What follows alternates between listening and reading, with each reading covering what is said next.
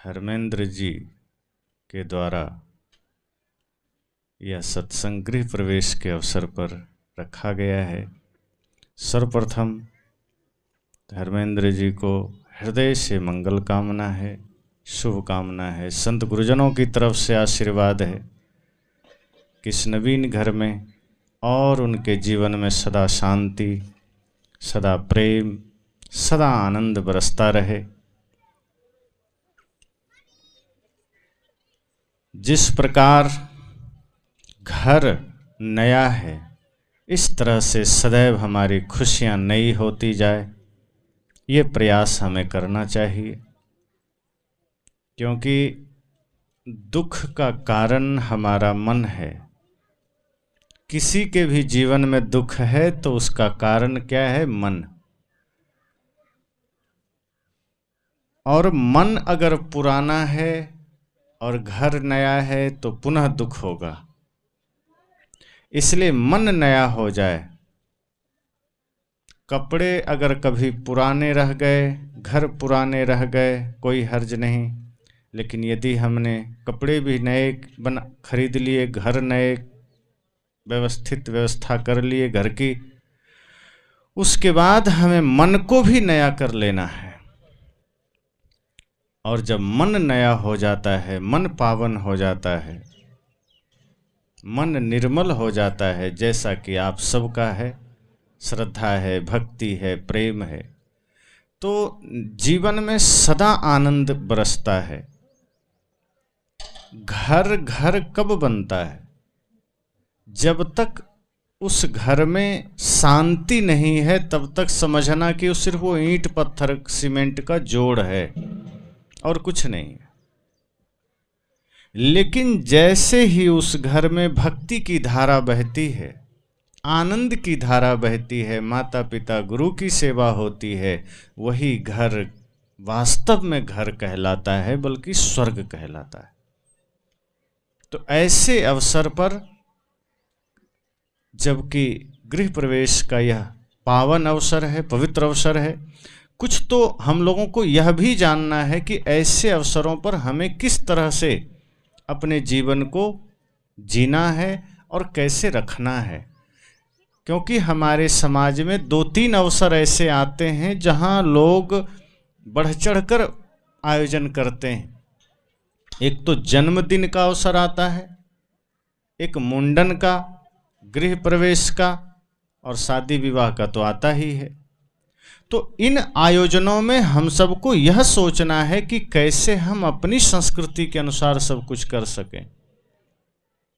बहुत कम लोग हैं जो यह सोचते हैं कि मुंडन के अवसर पर हम सत्संग कर लें, गृह प्रवेश पर हम सत्संग कर लें, जन्मदिन पर हम सत्संग कर लें।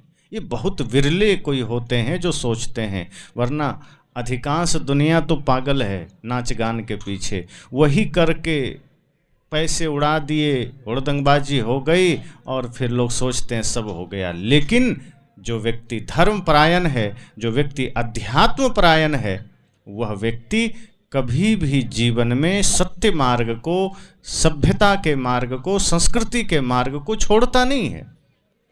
और यही तो हम अपने बच्चों को संस्कार भी देने का एक माध्यम बनाते हैं। जो आज आप करते हैं वही कल आपके बच्चे सीखते हैं।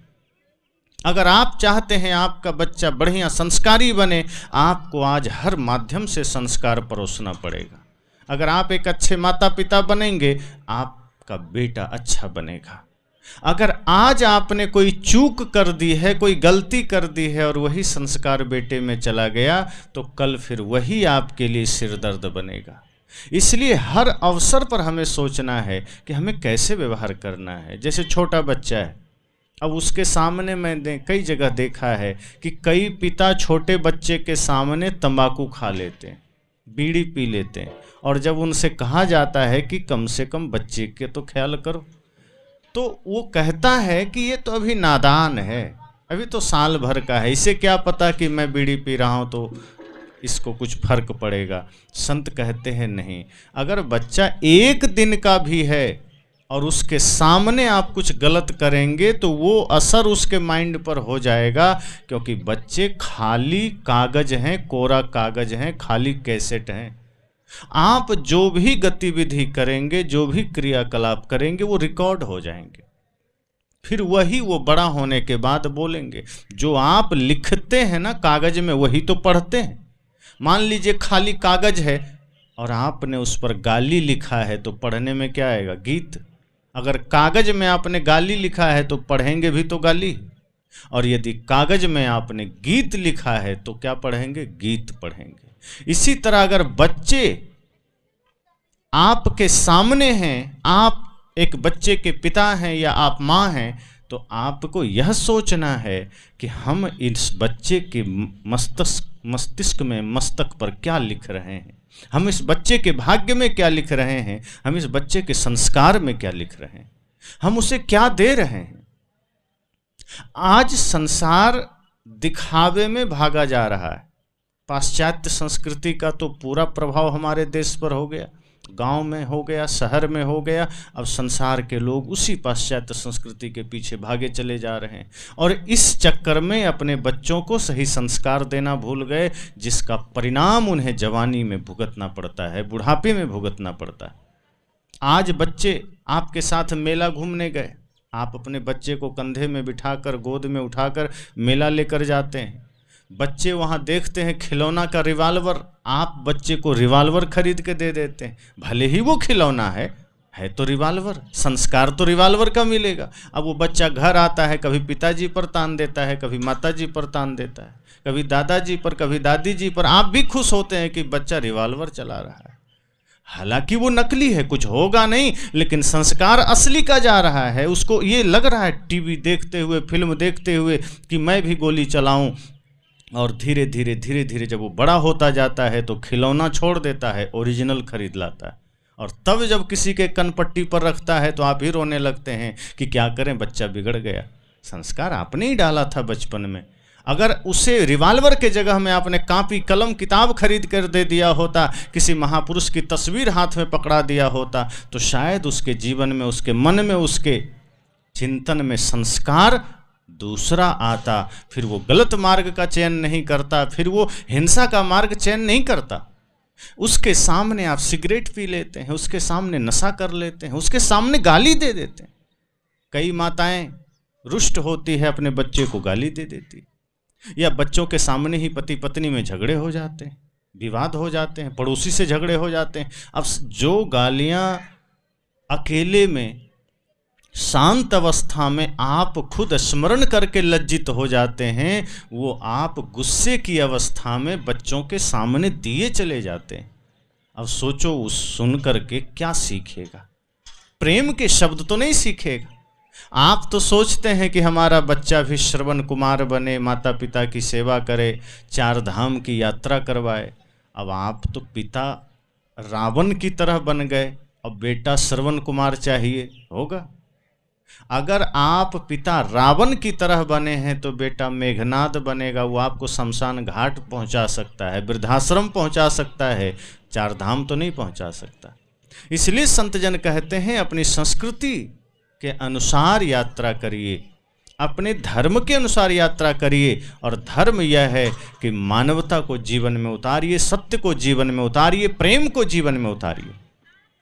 प्रेम ही जीवन का आधार है, सत्य ही जीवन का आधार है। जब इस आधार के साथ चलेंगे तब क्या होगा कि फिर धीरे धीरे आपका भी जीवन आनंद से बीतेगा, छोटे छोटे बच्चों के जीवन में भी आनंद उतरेगा। नहीं तो बच्चे बिगड़ते कैसे हैं? कोई भी बच्चे गर्भ से बिगड़ कर नहीं आते हैं। वो जब जन्म लेते हैं तो कोरा ही होते हैं, पावन ही होते हैं, तभी तो बच्चों को भगवान कहा गया। बच्चे भगवान के रूप होते हैं। क्यों? क्योंकि उसमें झूठ नहीं है, छल नहीं है, जाति नहीं है, उसमें नशा नहीं है, उसमें किसी प्रकार की बुराई नहीं है, इसलिए हमने उसे भगवान कह दिया।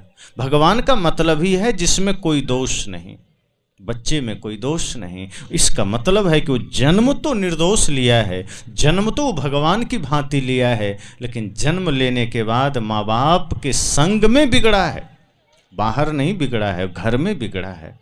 आप सोचते हैं कि हम कैसे बिगाड़े हैं? आपने अपने वचनों से, आपने अपने आचरण से बिगाड़ा है। आपके वजह से बच्चे बिगड़ जाते हैं। और इस तरह से धीरे धीरे धीरे धीरे जो बच्चे राम के मार्ग पर चल सकते थे, जो बच्चे धर्म के मार्ग पर चल सकते थे, ज्ञान के मार्ग पर चल सकते थे, माता पिता गुरु की भक्ति के मार्ग पर चल सकते थे, वही बिगड़ जाते हैं।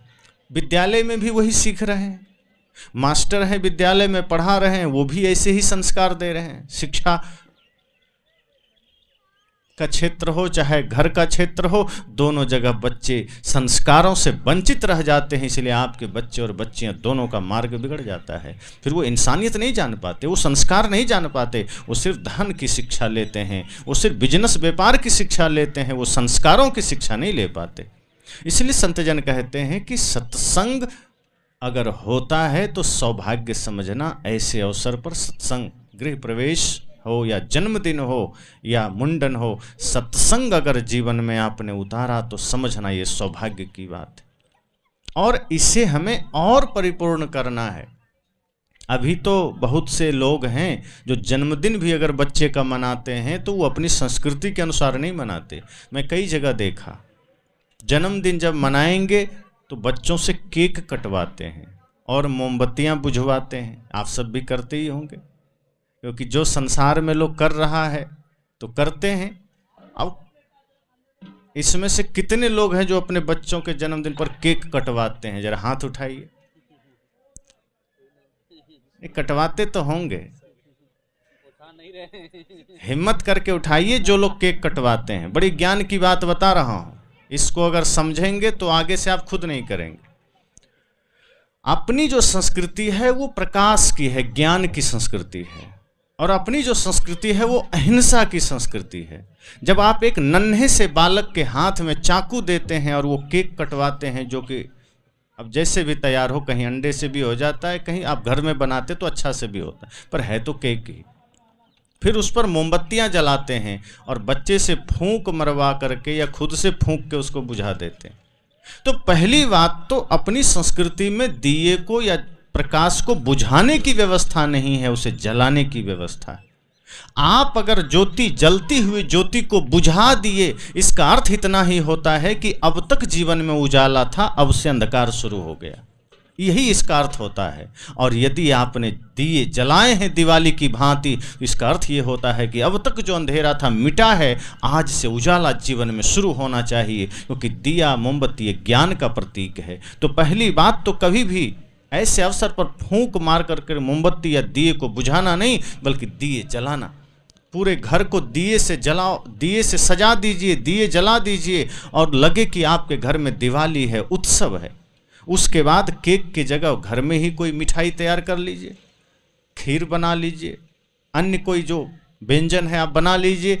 और बच्चे के हाथ में चाकू बिल्कुल मत पकड़ाइए, क्योंकि चाकू पकड़कर आपने उससे अगर केक कटवाया और हर जन्मदिन पर आप ऐसा करते हैं तो धीरे धीरे क्या होगा, केक भूल जाएगा, चाकू याद रह जाएगा। और जब वो बड़ा हो जाएगा तो बचपन में तो उसने केक काटा था, बड़ा होने के बाद केक काटना भूल जाएगा, अब वो किसी की जेब काटेगा, किसी का गला काटेगा। इसलिए कभी भी चाकू मत पकड़ाना। अगर बाल्य अवस्था है, उसके हाथ में उसी समय जन्मदिन पर गिफ्ट में पेन दे दीजिए, कलम दे दीजिए, कुछ किताबें पकड़ा दीजिए, शास्त्र दे दीजिए। भले ही वो पढ़ना नहीं जानता है, लेकिन शास्त्र गिफ्ट में दीजिए, उपहार में दीजिए, कलम दे दीजिए, ताकि उसके मन पर एक संस्कार बने कि हमें इसी में जाना है, यही हमको करना है।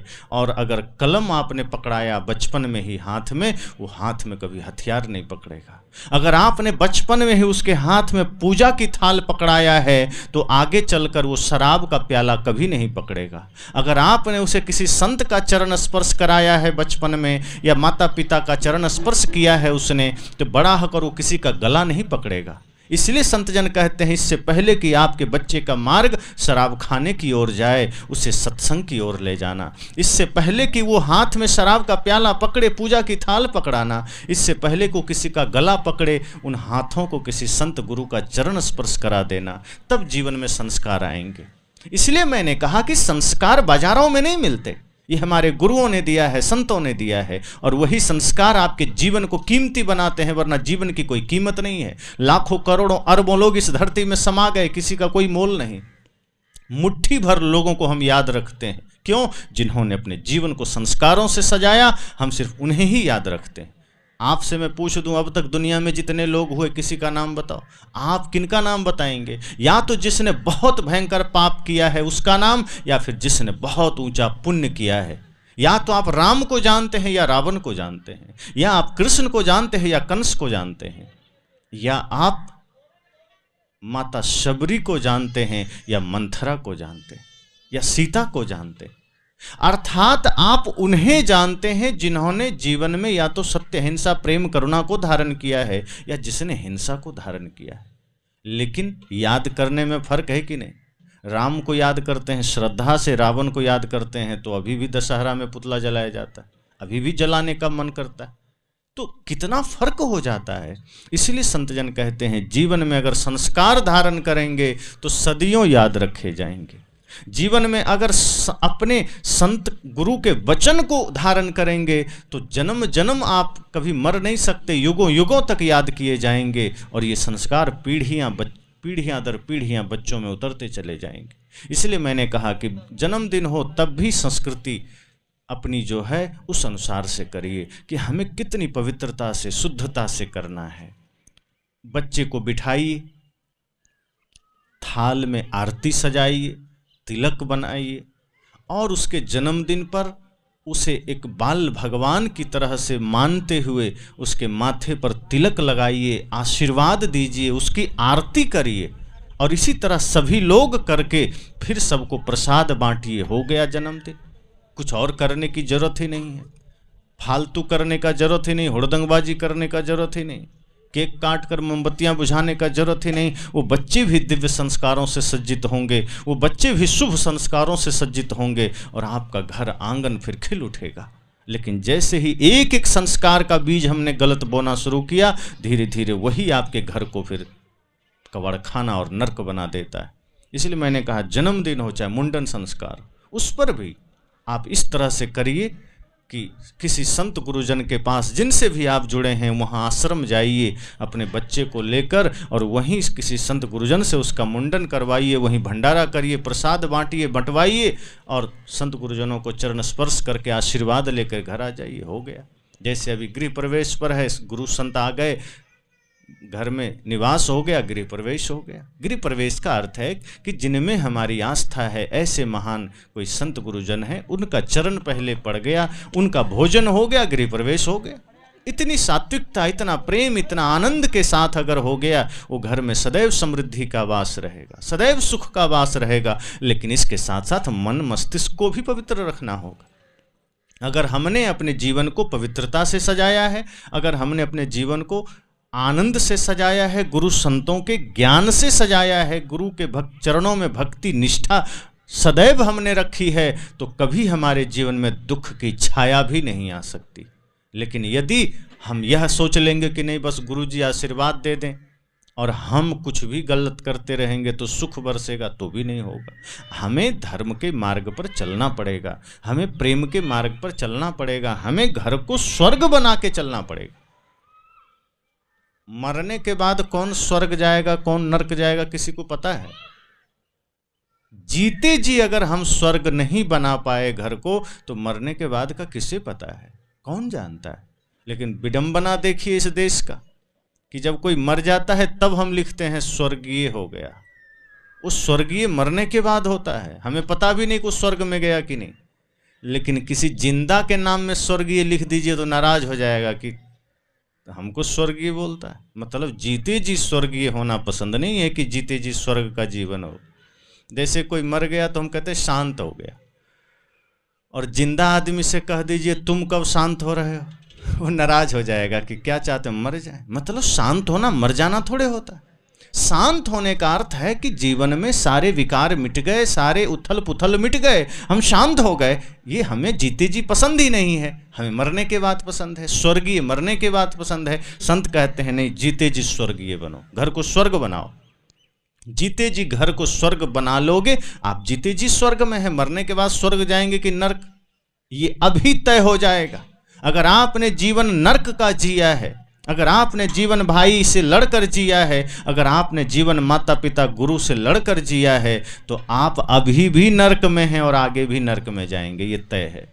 और यदि अभी आपने प्रेम में जिया है, अभी आपने सबके साथ श्रद्धा और भाव से जिया है, तो अभी भी स्वर्ग में हैं और आगे भी स्वर्ग में जाएंगे। तो इस तरह से जब हम करते हैं तो जीवन में आनंद बरसता है। और सबसे बड़ी बात है कि आपके इस सात्विक कर्म से आपके बच्चों पर बड़ा प्रभाव पड़ता है।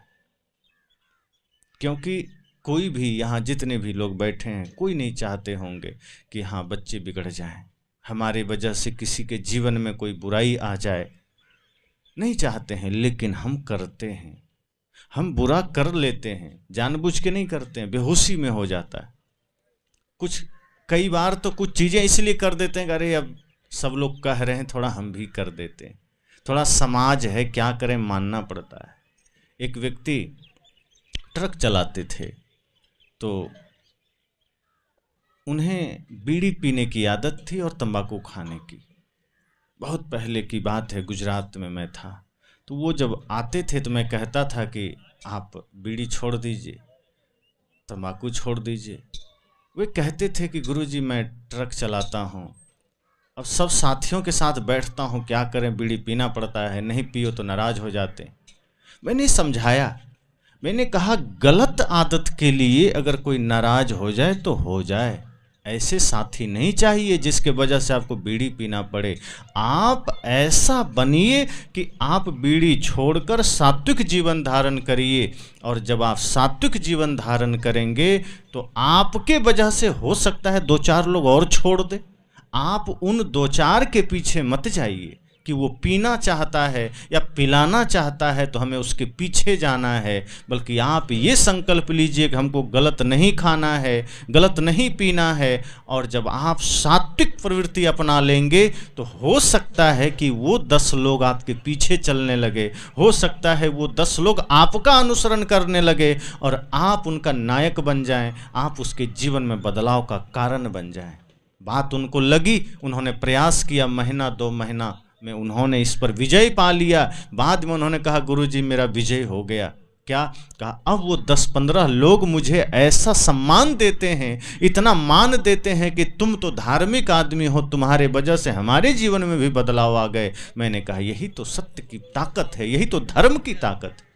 आप एक सत्यवादी बनते हैं, आप दूसरों को भी हिम्मत दे देते हैं। आप एक व्यक्ति बुरा छोड़ते हैं, दूसरों को भी बुरा छोड़ने का सामर्थ्य दे देते हैं। इसलिए कभी भी गलत कार्य में समाज के पीछे मत चलिए कि अब क्या करें, समाज है वो कह रहा है तो हम भी कर लेते हैं। नहीं, जहां गलत है वहां ये सोचिए कि अगर हमने पहला कदम हमने उठाया सही करने के लिए, तो हो सकता है समाज भी कल को अनुसरण करे, हो सकता है समाज से ये हुड़दंगबाजी, ये बीमारी ही निकल जाए, ये नशा ही निकल जाए, ये दुर्व्यसन ही निकल जाए।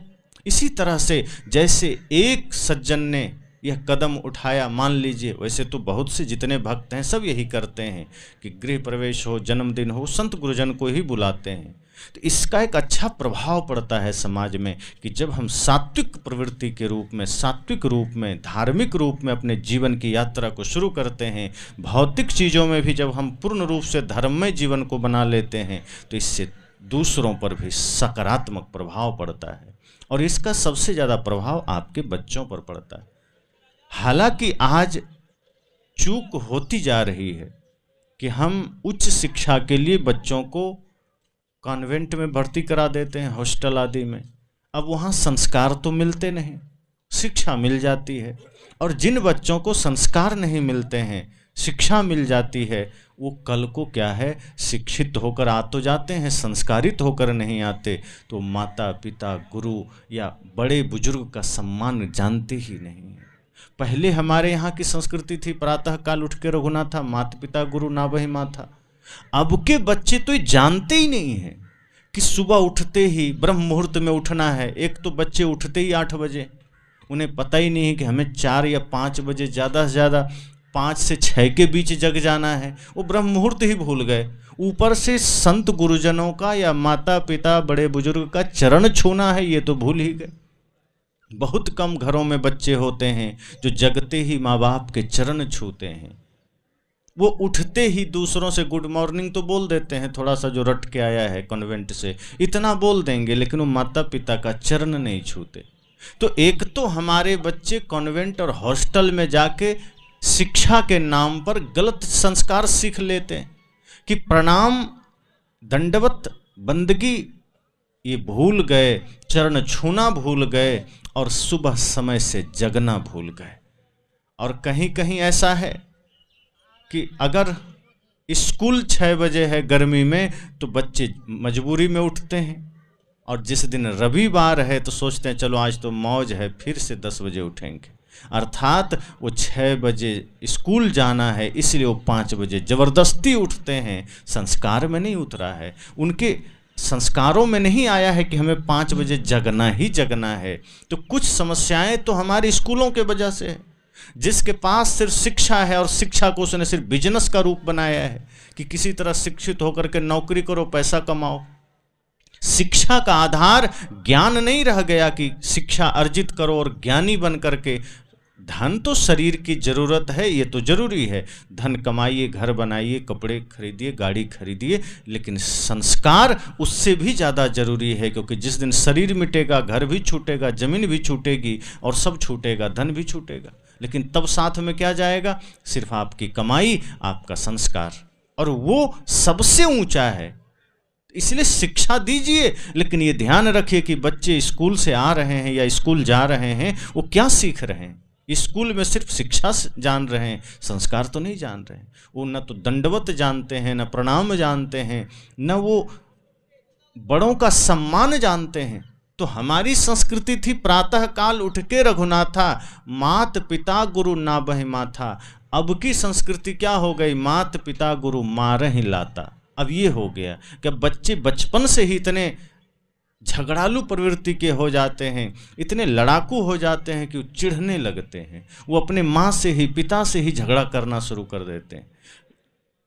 ऐसे बेकार की जिद ठान देंगे, अगर पिताजी पूरा नहीं करेंगे तो नाराज होके हम निकल जाएंगे, चले जाएंगे। ये सारी बीमारियां हमारे समाज में आ रही है और इसके वजह से समाज बिगड़ता जा रहा है, घर बिगड़ता जा रहा है, और इसी वजह से वृद्धाश्रम बन रहे हैं शहरों में सबसे ज़्यादा। क्योंकि जो बच्चे संस्कार नहीं सीखे हैं, सिर्फ उसने शिक्षा पाई है, उसके हृदय में ये भाव ही नहीं है कि माता पिता गुरु की सेवा की जाती, कि धन से ऊपर धर्म है, कि धन से ऊपर माता पिता गुरु हैं। ये वो जानते ही नहीं है। वो यही जानते हैं कि धन मेरे लिए मुख्य है, धन ही है सब कुछ है, ये नहीं तो कुछ नहीं। और धन के कारण वो माता पिता का भी त्याग कर देते हैं, और ज़्यादा हुआ तो वृद्धाश्रम पहुंचा देते हैं कि जाइए वहीं रहिए, बहुत होगा तो महीना में 10,000 भेज देंगे। ये संस्कार हमारे बच्चे ले रहे हैं, और इसी वजह से घर टूटता है, इसी वजह से बच्चे बिगड़ते हैं। इसलिए संतजन कहते हैं कोशिश करिए कि ऐसे शुभ मौकों पर संकल्पित हो लीजिए कि कल तक क्या किया कोई बात नहीं, पर अब हमारे जीवन में शुद्ध भाव हो, पवित्र भाव हो, सही संस्कार बच्चों को दें, बच्चियों को दें। अगर आपने मान लीजिए बच्चे को बढ़िया पढ़ा लिखा दिया, डॉक्टर, इंजीनियर, वकील, कुछ भी बन गया, IAS IPS कर लिया, लेकिन संस्कार नहीं जाना तो शादी कर देंगे, पत्नी से क्या व्यवहार करना है नहीं कर पाएगा, आपके साथ कैसे जीना है नहीं जी पाएगा, सामंजस्य बिठा के कैसे चलना है नहीं चल पाएगा, पड़ोसी से कैसे कॉम्बिनेशन बनाना है नहीं कर पाएगा, जगह जगह उलझेगा।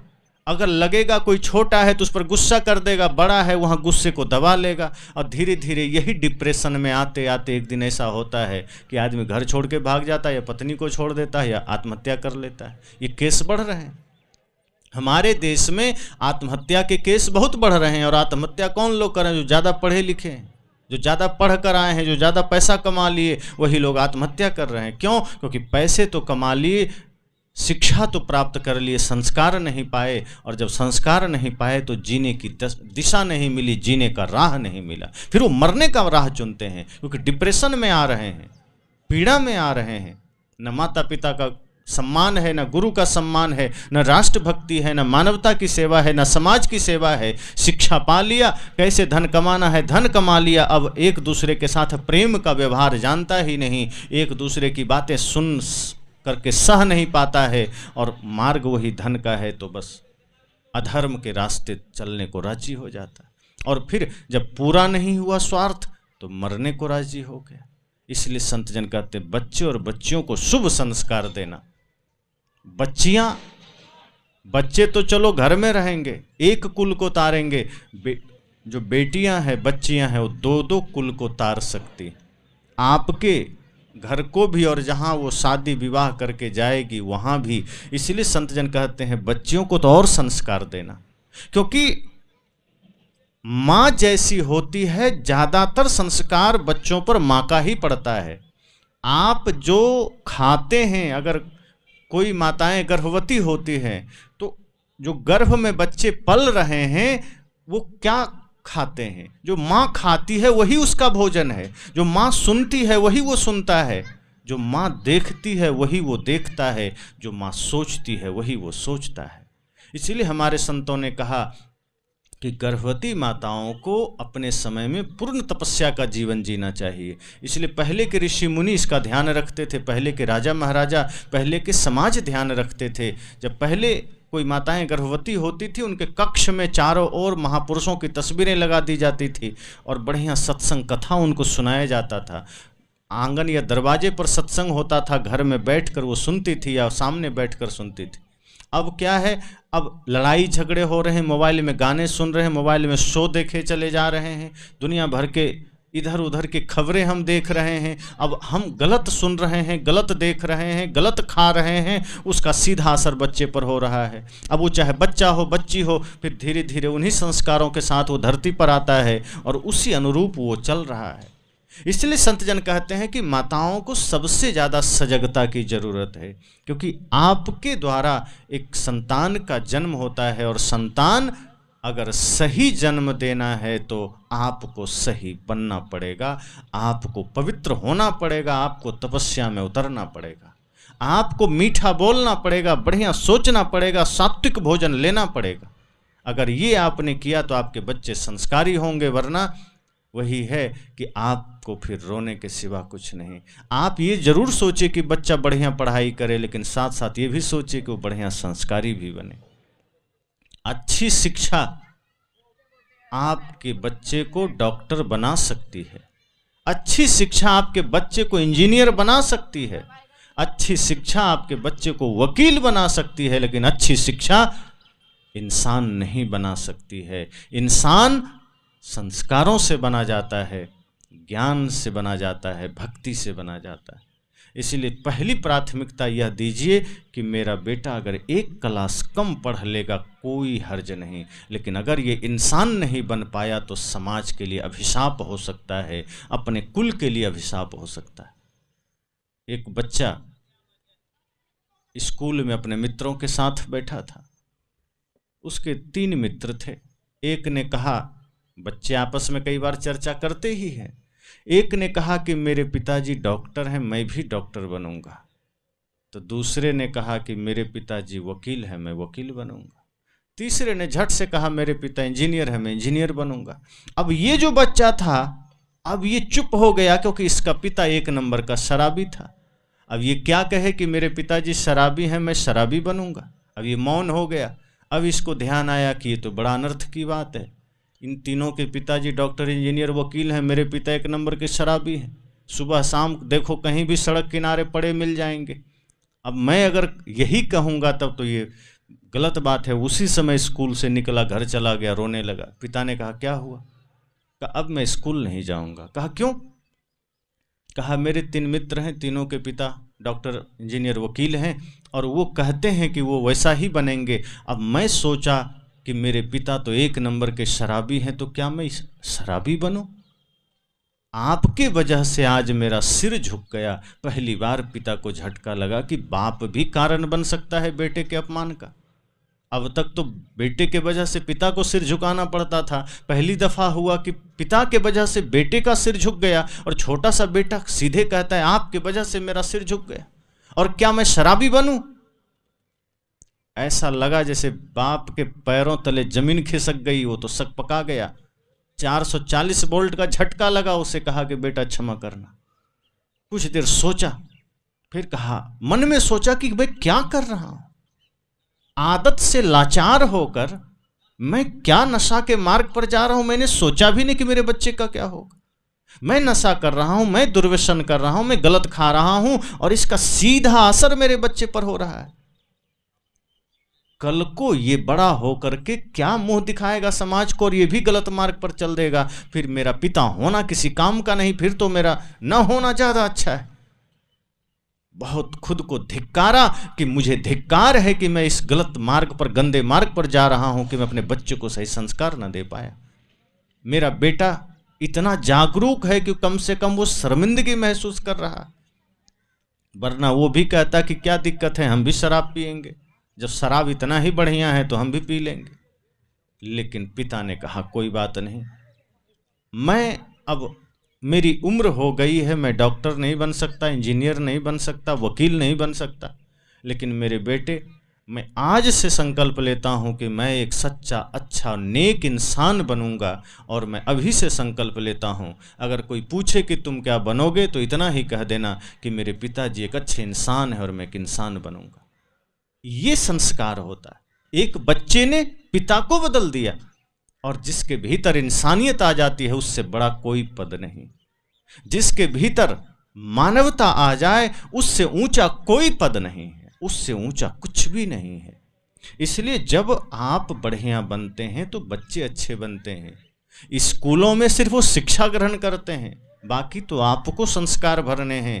बेटियों को, बेटों को, अगर आपने बेटियों को सही संस्कार नहीं दिया और ससुराल चली गई तो वहाँ झगड़ा करके आ जाएंगे।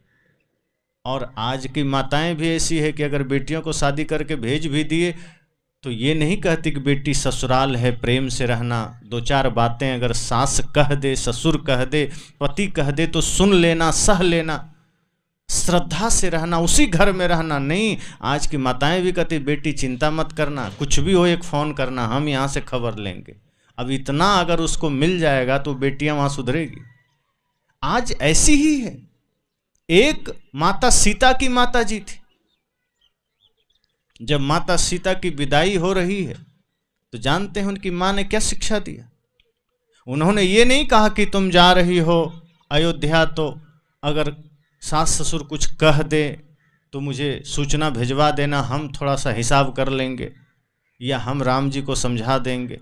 नहीं, माँ सीता की माँ सुनैना ने इतना ही कहा कि बेटी तुम अयोध्या जा रही हो, अब वो घर तुम्हारा घर है, वो तुम्हारा मंदिर है और तुम वहाँ पुजारन की तरह रहना, वही तुम्हारा स्वर्ग है।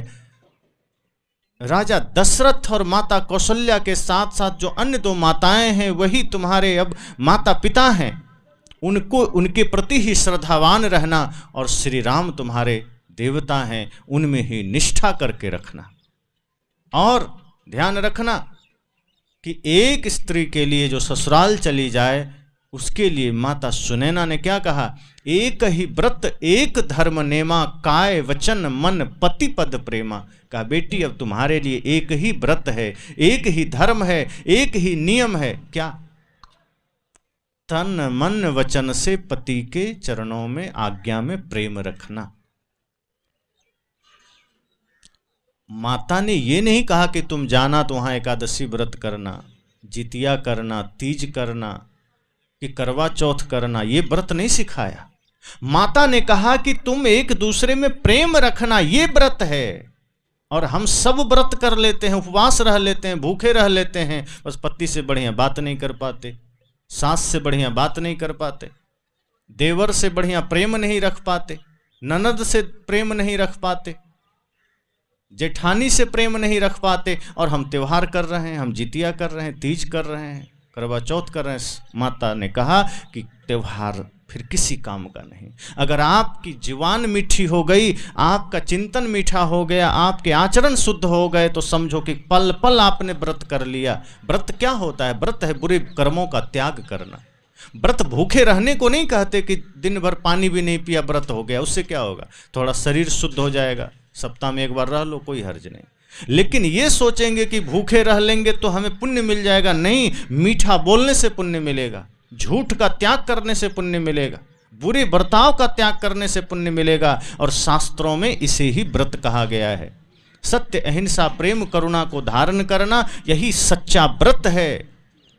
मन के विकारों को धोना, यही व्रत है। तो माता सीता को यही व्रत सिखाया उनकी माँ ने।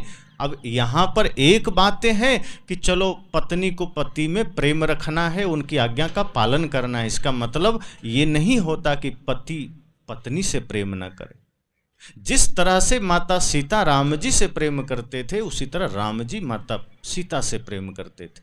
अब कई जगह ऐसा होता है कि जो पति लोग हैं वो खुश हो जाते हैं कि हाँ, शास्त्र में कह दिया कि पति परमेश्वर होता है, पति को देवता मानना चाहिए, तो चलो हम तो परमेश्वर हो गए, हम कुछ भी करेंगे, पत्नी हमें माने। लेकिन ऐसा नहीं है।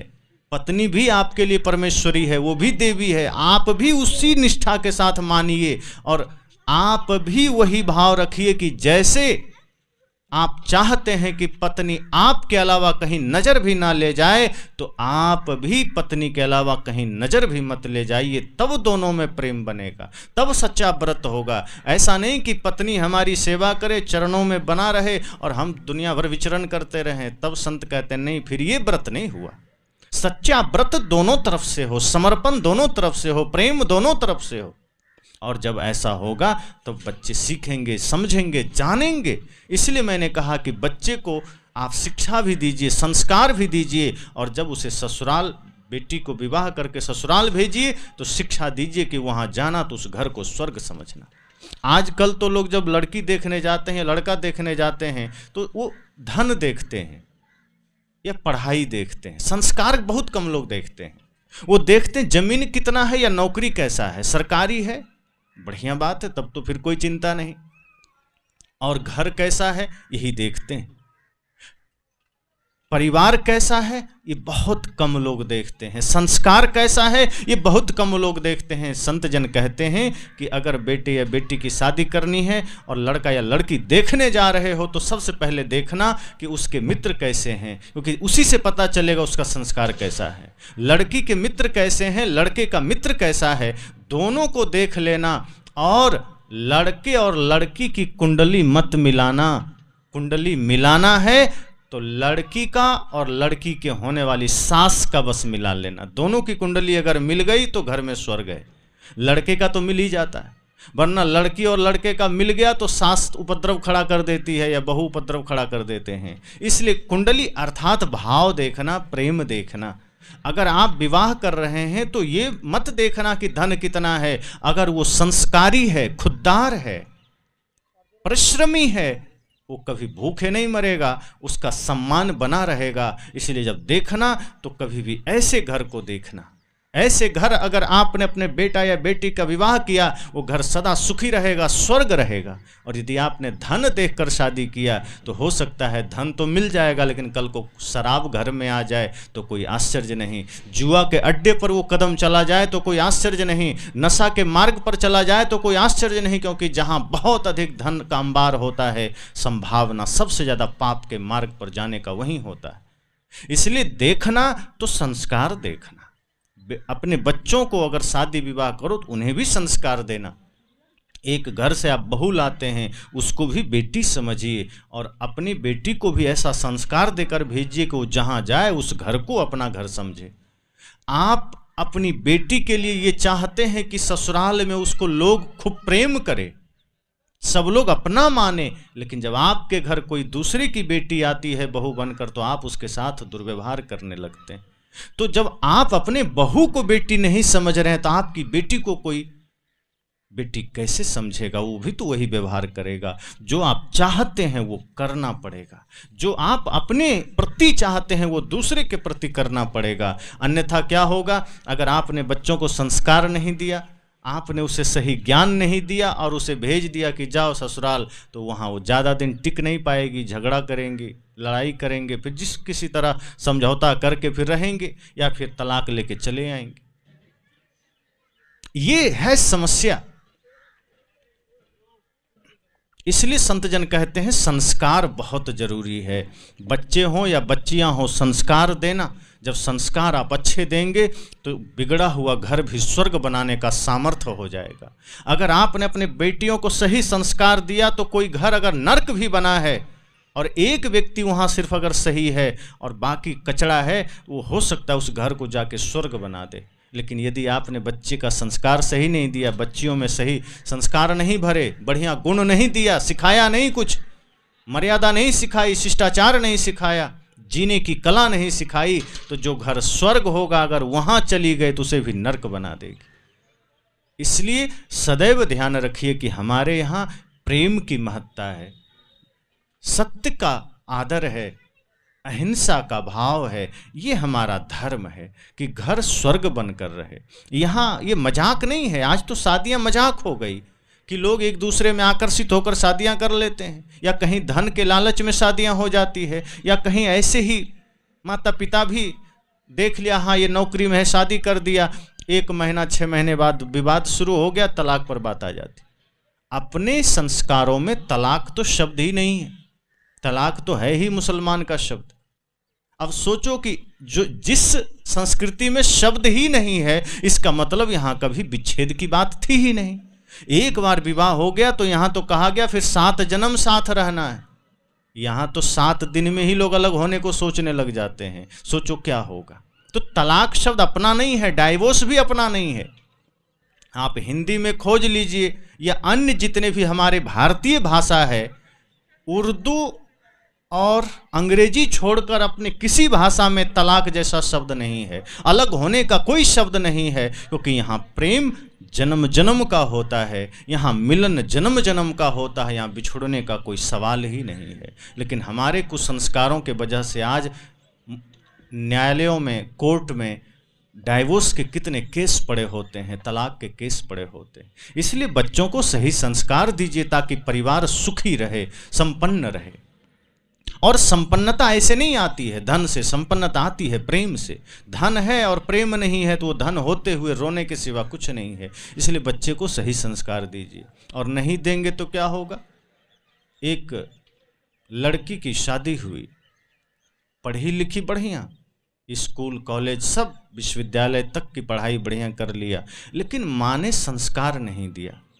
संस्कार नहीं दिया तो पढ़ाई में तो टॉपर थी, सब जानती थी, लेकिन शादी हो के जब ससुराल गई तो सास से कैसे व्यवहार करना है पता ही नहीं, पति से कैसे व्यवहार करना है पता ही नहीं, प्रेम जानती ही नहीं थी। पढ़ाई का थोड़ा घमंड था, छोटी छोटी बात में चिढ़ जाना, लड़ जाना, छोटी छोटी बात में झगड़े कर लेना। ससुर से बातचीत बिगड़ गई, एक बात ससुर जी कह देते तो ये 4 बात सुना देती। पति कुछ कहता तो पति से तो झगड़ा ही कर लेती, देवर कुछ कह दे तो उससे झगड़ा कर लेती, ननद से तो सीधे झाड़ू लेके दौड़ती। एकदम मानो कि महाभारत मच गया। सप्ताह भर में वो घर नर्क बन गया।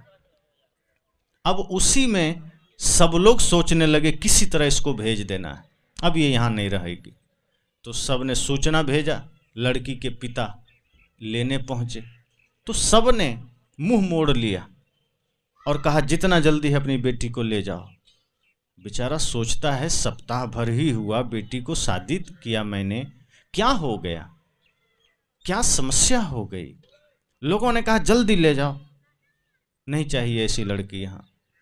वो बेचारा मायूस और दुखी होकर, लड़की अपनी बेटी थी, कहा चलो बेटी कोई बात नहीं। वो भी कहती हाँ मुझे भी यहाँ नहीं रहना, ये नर्क है, ये लोग नहीं है, सब राक्षस हैं, ले चलो मुझे। कहा चलो। वहाँ घर गई, अपने मैके चली गई पिता के घर। तो वहाँ जब गई तो अक्सर जब शादी के बाद पहली बार लड़कियां अपने मैके लौटती हैं तो लोग पूछते हैं ससुराल कैसा लगा, सास ससुर कैसे हैं, पति कैसे हैं। तो उनकी माँ ने भी पूछा कि बेटी ससुराल कैसा है। कहा पूछो मत, पूरा नर्क है। कहा अच्छा ये बताओ बेटी, बताओ तुम्हारी सास माँ कैसी है। का माँ उसका तो पूछो मत, वो तो एकदम 1 नंबर की डायन है, इस जन्म की भी और पिछले जन्म की भी। माँ सोचती है कैसे घर में शादी कर दिया मैंने। कहा अच्छा बेटा ये बताओ ससुर जी कैसे हैं। कहा वो तो 1 नंबर का बैल है, राक्षस। माँ उनकी थोड़ी सी चिंता में पड़ी, कहा घर में सब लोग लगता है चिड़िया घर है क्या। फिर कहते अच्छा बेटी बताओ तुम्हारा देवर कैसा, का एकदम एक नंबर का आवारा। माँ चिंतित होने लगी, कहा बेटी बताओ ननद कैसी है, कहा एकदम कुतिया। अब तो माँ को थोड़ा सा दिमाग चकराया, कहा लगता है गलत घर में हमने शादी कर दी। कहा बेटी बताओ पति कैसा है, कहा उसका नाम मतलब यमराज से कम नहीं है, वो यमराज का दूसरा रूप है। फिर कहा अच्छा तुम्हारे पड़ोसी कैसे हैं, कहा पड़ोसी तो मत पूछो माँ, सब LLB है। कहा है LLB मतलब, कहा LLB मतलब लुच्चा लफंगा पड़ोसी, सब ऐसे ही हैं। अब तो माँ सोचती है कि लगता है सब चौपट हो गया, गलत घर में हमने शादी कर दी बेटी। लेकिन पिता समझदार थे, उन्होंने सोचा सास गलत हो सकती है, ससुर गलत हो सकते हैं, चलो घर के लोग सब गलत हो सकते हैं, सारे पड़ोसी गलत हैं, इसका अर्थ यह है कि कहीं ना कहीं मेरी बेटी में ही कोई गलती है। ये बात उनके दिमाग में आ गई कि हो सकता है कोई चूक, कोई भूल, कोई त्रुटि मेरी बेटी में हो, इस वजह से वहाँ गलतियाँ नजर आ रही है। और अपने को देखा, समझा, परखा कि मैंने पढ़ाई तो करवा दी, मैंने कॉलेज तो भेज दिया, विश्वविद्यालय तक की पढ़ाई करवा दी, लेकिन मैंने कभी इसको संस्कार नहीं दिया, शायद वही आज मुझे दिखने को मिल रहा है। पिता ने सोचा, तरकीब निकाला कि क्या ऐसा करूं कि इसके जीवन में अब संस्कार आ जाए। बेटी को कहा कि बेटी ससुराल नहीं जाओगे, कहा नहीं नहीं नाम मत लेना, वो नरक हम दोबारा कभी नहीं जाएंगे। तो यहाँ भाभी जो थी घर में, वो कही कब तक यहाँ रहोगे, तो कहती मेरा घर है कब तक रहें, कह शादी हो गई अब तेरा घर नहीं है, अब तेरा घर वही है। थोड़ा इसको लगा कि अब तक तो कोई बात नहीं थी, अब शादी करके लौटे तो भाभी भी विरोध में खड़ी हो गई। मंदिर जा रही है, रास्ते में जितनी सहेलियां मिल रही सब कह रहे हैं तब ससुराल कब जा रही हो, या छोड़ दिया। अब ताने सुनने को मिलने लगे, परेशान हो गई। तब पिता से कहती है पिताजी कुछ उपाय करो, क्या करें।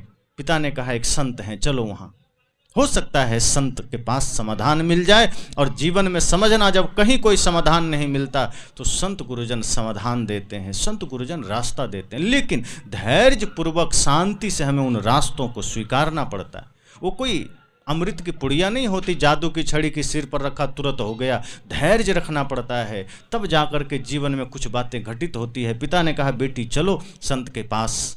उस संत के पास गई। संत ने कहा क्या समस्या है, कहा गुरुजी परिवार में सब राक्षस हैं, सास ससुर भी वैसे ही हैं, पति भी वैसे हैं, पड़ोसी भी वैसे। पिता ने इशारा संत को पहले ही कर दिया कि नहीं गुरुजी वहाँ सब ठीक है, इसी में त्रुटि है, कुछ ऐसा उपाय करना कि सब सही हो जाए। संत ने कहा तुम क्या चाहती हो। उसने कहा मैं चाहती हूँ कि ससुराल वाले मेरे इशारे पर नाचें और सब मुट्ठी में मेरे हो जाएं और घर की तिजोरी की चाबी मेरे पास रहे। संत ने कहा एकदम हो जाएगा। वो तो खुशी हो गए, हो जाएगा, कहा हाँ बिल्कुल हो जाएगा। तो क्या करना पड़ेगा, कहा 6 महीने साधना करनी पड़ेगी। कहा 6 महीने क्या, साल भर कर लूंगी, लेकिन हो तो जाएगा, कहा बिल्कुल हो जाएगा। कहा पति भी तुम्हारे मुट्ठी में आ जाएंगे, सास ससुर आ जाएंगे, देवर आ जाएंगे, जेठानी आ जाएंगे, तुम्हारी ननद आ जाएगी, पड़ोसी भी आ जाएंगे और घर की चाबी तो मिल ही जाएगी। उसने कहे कि क्या करना पड़ेगा, सब करूंगी, मुझे ये मंत्र दे दो। संत ने कहा बस इतना ही करना कि जब भी तुम अब जाना ससुराल तो 6 महीने तक तुम्हें पूर्ण रूप से सेवा करनी है, सास की भी, ससुर की भी, पति की भी, और सुबह ब्रह्म मुहूर्त में जगना और जगते ही पूरे घर की सफाई करके, स्नान करके, पूजा करके तुम्हें जलपान तैयार करना है, नाश्ता, और सबको प्यार से कराना है। और ध्यान रहे अगर किसी ने एक शब्द भी बुरा कहा तो जवाब में तुम्हें गुस्सा नहीं करना है, वरना तुम अंधी हो जाओगे। कहा ये क्या बात है, कहा हाँ मैं तुम्हें मंत्र दे रहा हूं। और कुछ मंत्र दे दिया पुड़िया में लिख के। कहा जब भी गुस्सा आवे या जवाब देने का मन करे तो ये मंत्र मन ही मन जपना और धीरे धीरे सेवा करना, और सेवा करती रहोगी, ये मंत्र जपती रहोगी। 6 महीना में चाबी तिजोरी सब तुम्हारा, घर के लोग मुट्ठी में। उसने कहा कोई बात नहीं, है तो कठिन, लेकिन 6 महीने बाद अगर सब मेरी मुट्ठी में होंगे तो मैं कर लूँगी। कहा सुबह से शाम तक पूरी सेवा करनी है। अगर देवर कुछ बोल दें गुस्सा मत करना, कहा नहीं करेंगे। पति कुछ बोल दें गुस्सा नहीं करना, कहा बिल्कुल नहीं करेंगे। कहा सास ससुर कोई भी डांट दे किसी बात पर बिल्कुल गुस्सा मत करना। कहा ठीक है नहीं करेंगे। कहा 6 महीने तक ही तो इतना करना है, उसके बाद तो हम सबको नचाएंगे। कहा बिल्कुल। वो पिता ने उसे पुनः पहुंचा दिया। जैसे ही लेकर गए वहां तो सब लोग मुंह मोड़ लिए। कहा फिर आ गई, अब फिर घर को नर्क बनाएगी, आफत की बुढ़िया चली आई, सब यही सोचने लगे। लेकिन जब ये गई तो एक तरफ से सबके चरण छुई, तो ससुर ने गौर से देखा वही है कि दूसरी आ गई। अब तक तो जब शादी करके आई थी तो एक बार भी चरण छूना तो दूर, हाथ भी नहीं जोड़ा था, बल्कि अगर कुछ मीठे शब्दों में भी बोलो तो उधर से तूफान आता था। फिर सोचता हो सकता है कोई बात नहीं। उसके बाद वो आ गई। पहला दिन से ही जाते ही झाड़ू पकड़ी, झाड़ू लगाने लगी और मन ही मन सोचती बस 6 महीना ही झाड़ू लगा रहे हैं, उसके बाद तो ये झाड़ू सबके सिर पर लगाऊंगी, चिंता मत करो, 6 महीने के लिए धैर्य रखो। उसके बाद झाड़ू लगाना। लेकिन ससुर सास सब देख रहे हैं, वाह ये तो बदल गई। अब स्वाभाविक है किसी को नफरत किसी के बुराइयों से होती है। अगर कोई अच्छा बन जाए, सेवा करने लगे तो कोई जल्लाद थोड़े होता है, उसके भीतर भी करुणा होती है। ससुर जी भी करुणावान थे, सास भी समझी कि नहीं लड़की है, भूल हो गई होगी, अब तो लगता है बदल गई है। पहला दिन ही थोड़ा थोड़ा सबका मन हल्का हो गया। उसके बाद शाम का बढ़िया भोजन बनाई, सबको खिलाई पहले, और खिला करके खाई, सफाई करके सास के चरण दबा दी, ससुर के चरण दबा दी, फिर पति का चरण दबा के तब विश्राम की। अब तो सबको लगा कि एक दिन में ही इसने बड़ा परिवर्तन कर दिया। दूसरे दिन उठी, फिर भी ससुर थोड़ा सा गुस्से में थे कि बहुत नौटंकी करके गई थी, लेकिन इतना जल्दी गुस्सा थोड़े शांत होता है। दूसरे दिन उठी, फिर सुबह 4 बजे उठ गई। सास अपनी बेटी से कहती देखो रसोई में इतना सुबह कौन है, कहीं बिल्ली विल्ली तो नहीं आ गई। तो उसकी जो ननद थी उसने कहा माँ कोई बाहर की बिल्ली नहीं, ये अपनी वाली बिल्ली है जो काँव काँव करती थी, खाओ खाओ। लेकिन कर क्या रही है, वो तो जलपान बना रही है। तब कह रही बड़ा बदलाव आया। वो बढ़िया नहा धो के जलपान तैयार की, सास माँ को दी, ससुर को दी, पति को दी, देवर को दी, ननद को भी दी। सबको प्रेम जगा कि चलो इतना परिवर्तन, इतना बदलाव, इतना जल्दी चेंज हो गई। उसके बाद चलते चलते अचानक ठोकर लगी, पैर में गिलास टूट गया, हाथ से कांच का। ससुर जी डांटे के अंधी हो क्या? गुस्सा तो बहुत आया, अभी 2 ही दिन हुआ था, वो जबरदस्ती कर रही थी, मन हुआ यही शीशा उठा के सिर पर मार दें। लेकिन फिर सोचती नहीं 6 महीना, उसके बाद तुम्हारा सिर फोड़ेंगे, चिंता मत करो। उसके बाद कहे पिताजी गलती हो गई, जबरदस्ती। सास ससुर को लगा कि बेटी बहू नहीं बेटी है, बदल गई है, अब तो जवाब भी नहीं देती। धीरे धीरे सबका मन 5-7 दिन बीतते बीतते चेंज हो गया और ये भी खूब सेवा करने लगी। इसको तो ये था कि हमको 6 महीने बाद चाबी लेना है, सबको नचाना है। इस भाव से ये सेवा किए जा रही है, जवाब नहीं दे रही है।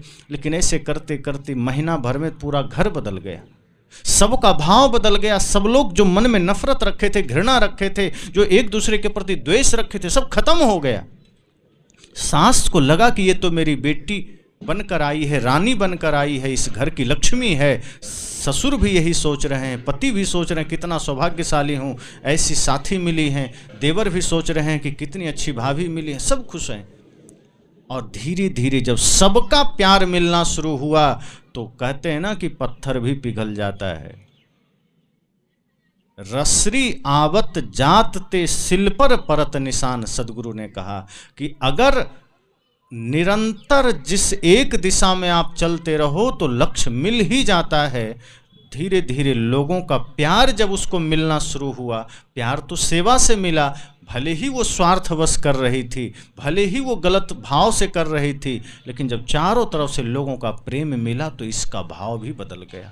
इससे लगा कि जब मैं झूठे संकल्प से सेवा कर रही हूँ, जब मैं गलत मन से सेवा कर रही हूँ तो इतना प्यार मिल रहा है, अगर मैं हृदय निर्मल करके सेवा करूँ तो मुझे और क्या चाहिए, फिर तो सच में सब कुछ मेरा है। और सच में सास ने कही कि बेटी अब ये तेरा घर है, अब हम बूढ़े हो चले हैं, अब ये तिजोरी की चाबी, ये पूरा घर की चाबी तुम संभालो। उससे लगा कि देखो गुरुजी ने ठीक ही कहा था, 6 महीना, ये तो 1-1.5 महीने में ही घर की चाबी मिल गई और सब लोग अपने बन गए, सब लोग प्रेम से जीने लगे। उसका मन भी बदल गया। कहते हैं कि अगर आप सही दिशा में चलो तो कोई लक्ष्य अधूरा नहीं, आप लक्ष्य पूरा कर सकते हो। उसको भी लगा कि नहीं, अब पाप मन में नहीं रखना, ससुर जी मेरे हैं, ये तो पिता से भी ज़्यादा प्यार दे रहे हैं, सास माँ से भी ज़्यादा प्यार दे रही हैं, पति हमें इतना प्रेम दे रहे हैं, देवर हमें इतना छोटे भाई की तरह भाव रख रहे हैं। इतना आनंद पा करके उसका जीवन बदल गया। जो मन में बुरे ख्याल थे वो मिट गए, जो एक दूसरे के प्रति घृणा थी वो मिट गई, और धीरे धीरे धीरे धीरे सब सही हो गया। 6 महीना होने के बाद संजोग से रक्षाबंधन का समय आ गया। भाई लेने आया। जब भाई लेने आया तो लोगों से मिले, उनके ससुर से, सास से, तो उन्होंने इतना स्वागत सम्मान किया। और जब उसने कहा, उसके भाई ने, कि हम अपने बहन को लेने आए हैं, लोगों ने मना कर दिया, कहा नहीं, वो लक्ष्मी है, इस घर की रानी है, वो है तो घर में स्वर्ग है, उसे मत ले जाओ। 6 महीना पहले जिसको धक्के देकर निकाले थे, जिसको प्रताड़ित करके निकाले थे, जिसको गाली देकर निकाले थे, 6 महीने बाद ही प्रेम से उसने घर को अपना बना लिया। और वो घर के लोग क्या कह रहे हैं कि नहीं नहीं, उसको मत ले जाओ, वो 1 दिन भी चली जाएगी तो हम लोग अपंग हो जाएंगे। लेकिन रक्षाबंधन का समय था, भेजना पड़ा। वो गई। जब घर गई अपने, पुनः माँ ने कहा, बेटी अब तुम्हारा वो जो नरक था ससुराल कैसा है? का माँ उसको नरक मत कहो, वही तो स्वर्ग है। कहा 6 महीना पहले तो तुमने नरक कहा था। का मेरी गलती थी, पर अब वो स्वर्ग है। तब उसके पिता ने कहा, और वो तुम्हारा यमराज पति कैसा है? कह रहे नहीं, यमराज मत कहिए, वो तो देवता हैं, अभी के वर्तमान में देवता हैं, पहले से ही देवता हैं, वो तो मेरा पूरा ख्याल रखते हैं। कहा, और वो तुम्हारी डायन सास कैसी? कह रहे अब क्या मजाक कर रहे हैं पिताजी, मेरे से गलती से निकल गया था, मेरी सास डायन नहीं हो, तो माँ की कमी खलने नहीं देती, इतना प्रेम देती हैं। इसी तरह से हमारे देवर, समझो कि वो तो लक्ष्मण की तरह है, मेरी ननद छोटी बहन की तरह है। और इसी तरह पड़ोसी भी बड़े ही ईमानदार हैं, बड़े ही सब अच्छे हैं, धार्मिक हैं, सज्जन हैं। पिता ने कहा, मेरा संकल्प पूरा हुआ। जो भूल मैंने तुम्हारे पढ़ाई के समय की थी, कि पढ़ाई तो करा दिया, संस्कार नहीं दिया, उसका परिणाम मुझे भुगतना पड़ा, लेकिन मैं समय रहते जाग गया और आज उस गलती को मैंने ठीक कर लिया। पर ऐसा सबको अवसर नहीं मिल पाता। अगर आपने एक बार चूक कर लिया तो ये मत सोचना कि दोबारा अवसर मिल जाएगा। इसलिए अच्छा है कि जीवन में कभी चूक ना करें, जीवन में कभी कोई भूल ना करें। अपने बच्चों को पढ़ाइए, लिखाइए, योग्य बनाइए, लेकिन उसे संस्कार दे करके एक अच्छा इंसान जरूर बनाइए। अपने बच्चों में एक दिव्य संस्कार भरिए, ताकि वो आपके समाज को, आपके राष्ट्र को एक अच्छी दिशा देने में सहायक बन सके। वरना आज इतने इस भागम भाग में इंसान हैवान बनता जा रहा है, शैतान बनता जा रहा है, और इसी समाज में न जाने कितनी अफरा तफरी मच रही है। भीतर से सब एक दूसरे के विरोध में खड़े हैं। तो इस अवसर पर यही संकल्प लेना, यही भाव रखना है कि जिस तरह से हम सब के जीवन में कोई भी विषम परिस्थिति आवे, कोई भी गलत मार्ग सामने आ जाए, उसका त्याग करके हमें सत्य मार्ग को चुनना है, प्रेम मार्ग को चुनना है, ज्ञान के मार्ग को चुनना है, भक्ति के मार्ग को चुनना है। यही आपको स्वर्ग तक ले जाएगा। यदि एक भी बुरी आदतें हम जीवन में ले लिए, बाहर के परिवेश को आप कितना भी सुंदर बना लो, उससे कोई सुंदरता नहीं आती। सुंदरता आपके आचरण से आती है। अगर आचरण सुंदर है, अगर विचार सुंदर है, तो सुंदरता आएगी। बाहर की सुंदरता के लिए तो ब्यूटी पार्लर है, वहाँ हमने बड़ी व्यवस्थाएं कर ली है शरीर को सजाने के लिए, लेकिन शरीर की सजावट आचरण से होना चाहिए, आपके विचार से होना चाहिए। एक नारी के लिए असली गहना क्या है? ये सोना चांदी हीरे, ये असली गहने नहीं हैं। ये तो क्षण भर के लिए आपने हाथों में, पैर में, नाक में धारण कर लिए। एक स्त्री के लिए असली गहना उसका शील है, उसका चरित्र है, उसके जीवन में भक्ति और प्रेम है। अगर आपने उसे धारण किया तो आपसे सुंदर कोई नहीं। ब्यूटी पार्लर की सुंदरता आधे 1 घंटे के लिए होती है, लेकिन सत्संग में जो संस्कार की सुंदरता आप धारण करते हैं वो जन्म जन्म तक नहीं मिटती। माता शबरी को हम इसलिए याद नहीं करते कि सुंदर थी, इसलिए याद करते कि उनके जीवन में भक्ति थी, और भक्ति का सौंदर्य कभी मिटता नहीं है, प्रेम का सौंदर्य कभी मिटता नहीं। आज तो हम शरीर की सुंदरता पर ज़्यादा ध्यान देते कि शरीर कैसे सुंदर बने, पुरुष भी माताएं भी। अब ये परिवेश का दोष है, ये व्यक्तिगत हम नहीं करें कि आपका दोष है, ये परिवेश ऐसा चल पड़ा है कि हम सोचते हैं थोड़ा सा शरीर को सजा लें, थोड़ा और सजावट कर लें, लेकिन वो सजावट किसी काम का नहीं अगर हमारा विचार सजा हुआ नहीं है, हमारा मन निर्मल नहीं है। अब देखिए आजकल जैसे बहुत से लोग हैं, मैंने देखा है कि हाथों को सजाने के लिए कई बार लोग अंगूठियां पहन लेते हैं। अब ये अंगूठियां हाथों की सुंदरता नहीं बढ़ाते, या कई बार लोग इसलिए पहन लेते हैं कि कोई ग्रह नक्षत्र हो जाता है। कुछ लोग कहते हैं गुरुजी ग्रह चढ़ गया था इसलिए किसी ने दे दिया। तो पहली बात तो ग्रह कभी भी किसी पर चढ़ता नहीं, और अक्सर लोग कहते हैं शनि ग्रह टेढ़ा हो गया। तो विज्ञान का ज़माना है, सब जानते हैं पृथ्वी से बहुत बड़ा है शनि ग्रह, अगर वो टेढ़ा हो जाए तो आप पर नहीं पूरी पृथ्वी पर प्रकोप आ सकता है।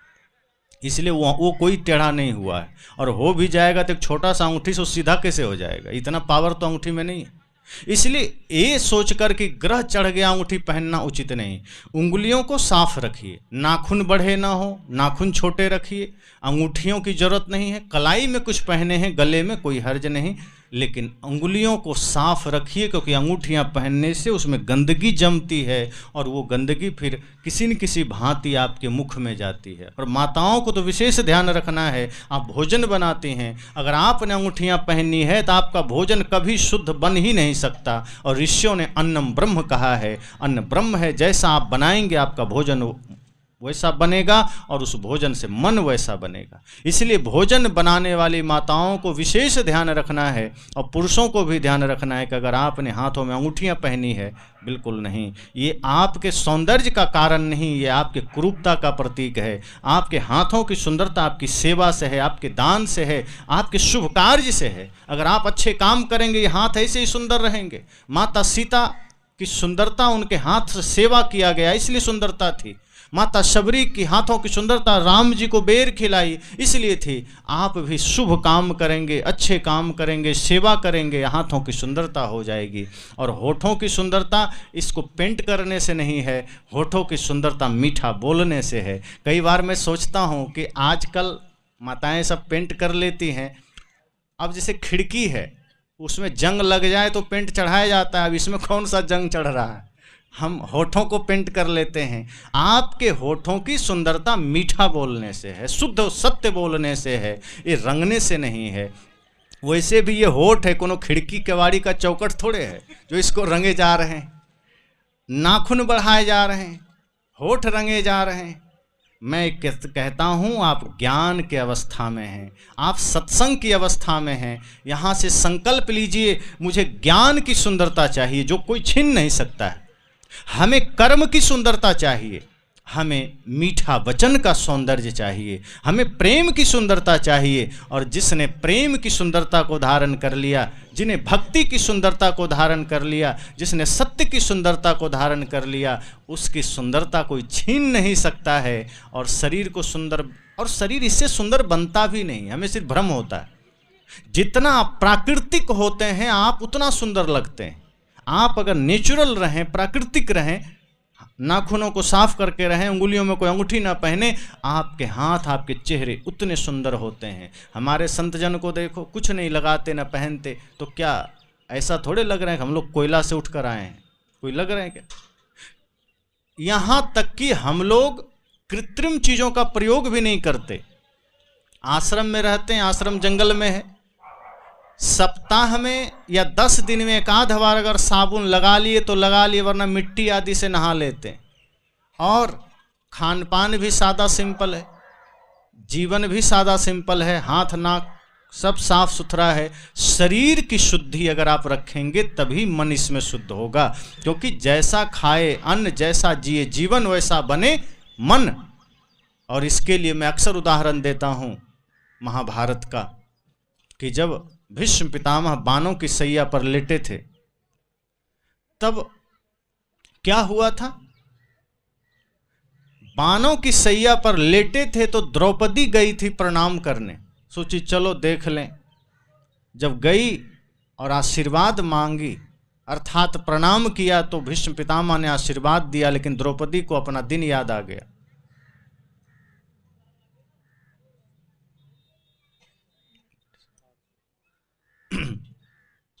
तो द्रौपदी को दिन याद आ गया और कहा कि आपके मुख से आशीर्वाद शोभा नहीं देता। भीष्म पितामह ने कहा क्यों बेटी? कहा आप ही है ना, उस सभा में बैठे थे जहां मेरा चीरहरण हो रहा था, आप बैठे थे, आपके सामने मेरा चीरहरण हो रहा था और आपने कुछ बोला तक नहीं।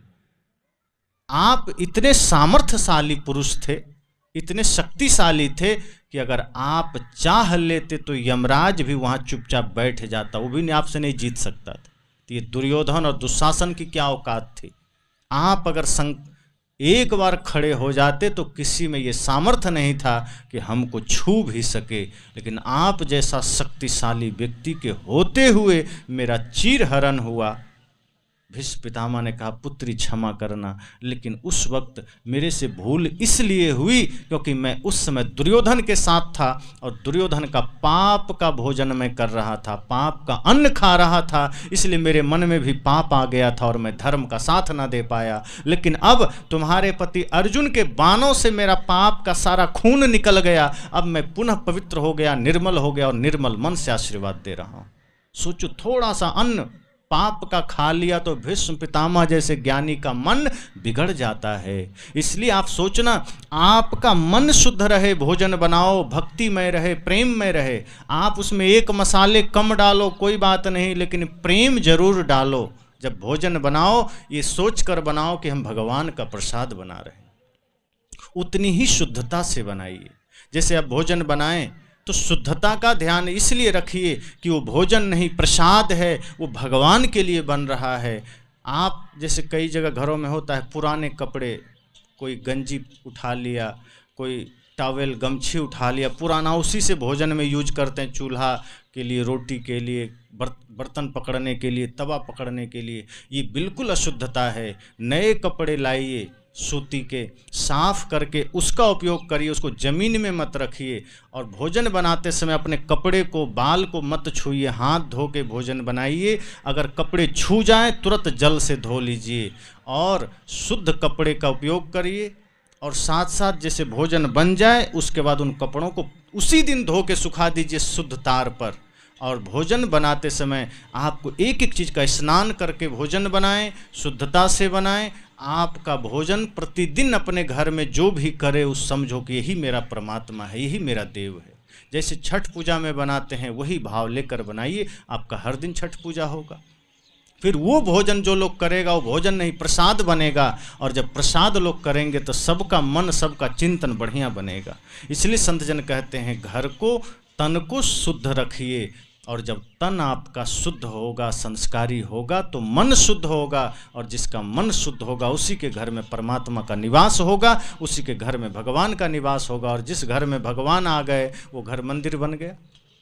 तो यही मंगल कामना सदैव करिए गुरु से कि हे सद्गुरु, मुझे इतनी शक्ति दो कि मैं भक्ति के मार्ग पर चल सकूं, मैं प्रेम के मार्ग पर चल सकूं, मैं सुखी जीवन जी सकूं। ये बाहर शरीर है, धन है, तो छूटेगा, लेकिन आपके शुभ कर्म कभी छूटेंगे नहीं, आपके भक्ति का मार्ग कभी छूटेगा नहीं। और वो जब जीवन में है तो आपकी प्रशंसा और आपकी सुंदरता तो सदैव बनी रहेगी। बाहर की सुंदरता तो क्षणिक होता है, वो आज है कल नहीं रहेगा। अब सोचो, बचपना है, जवानी आई, जवानी कब तक? जवानी ढलेगी ना, और जब बुढ़ापा आएगी सुंदरता खो जाएगी, तो संभाल के रख पाए क्या? लेकिन अगर आपके कर्म सुंदर हैं तो आप धरती पर नहीं भी रहेंगे तो आपकी सुंदरता रहेगी, लोग आपको याद करेंगे। लेकिन शरीर तो कुछ ही दिन में लाचार हो जाएगा, शिथिल हो जाएगा। इसलिए बहुत बढ़िया अवसर है, ऐसे अवसर पर हम सबको संकल्प लेना है कि जैसे हमारा जीवन इस धरती पर तमाम तरह के परिस्थितियों से गुजरता है, लेकिन सभी परिस्थितियों में हमें भक्ति का मार्ग नहीं छोड़ना है, प्रेम का मार्ग नहीं छोड़ना है। ये नहीं कि थोड़ी परिस्थितियां आई तो छोड़ दिए और गलत जीवन जीने लगे, गलत खान पान करने लगे। शुद्ध खान पान करिए, शरीर को पवित्र रखिए, घर को मंदिर बनाइए। और धर्मेंद्र जी के इस नए घर के लिए भी मंगल कामना है। यह घर सदैव मंदिर बनकर रहे, इसमें सदैव सभी देवी देवता बनकर रहें, एक दूसरे में देवता का भाव रखें, तभी सदैव आनंद की वर्षा होगी। और कभी भी ये सोचे कि हमें अपने जीवन को कर्म से सजाना है, विचारों से सजाना है, प्रेम से सजाना है।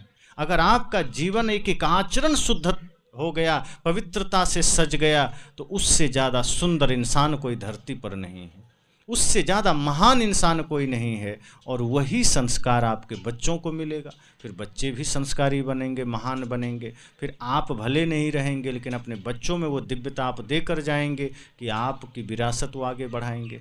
और इसीलिए अगर आप नेक काम करते हैं, आप सही बन के जीते हैं, तो वैसे भी आपको कोई भूल नहीं सकता है, सदा सदा लोग आपको याद रखेंगे। इसलिए संकल्प लीजिए कि मुझे सत्य के मार्ग पर चलना है, मुझे धर्म के मार्ग पर चलना है। जीवन जीते हुए, कमाते हुए, खाते हुए, काम करते हुए मुझे अपना नेक मार्ग नहीं छोड़ना है, प्रेम मार्ग नहीं छोड़ना है, तब सदैव सुखी रहेंगे। सुख कोई दूसरा नहीं दे सकता, हमें अपने से कमाना पड़ेगा। दुख भी कोई दूसरा नहीं दे सकता, हम अपने ही गलत कर्मों से दुखी होते हैं। तो ऐसे ही संकल्पों के साथ, ऐसे ही संस्कारों के साथ हम सब जिएं। इसी के साथ वाणी को विराम।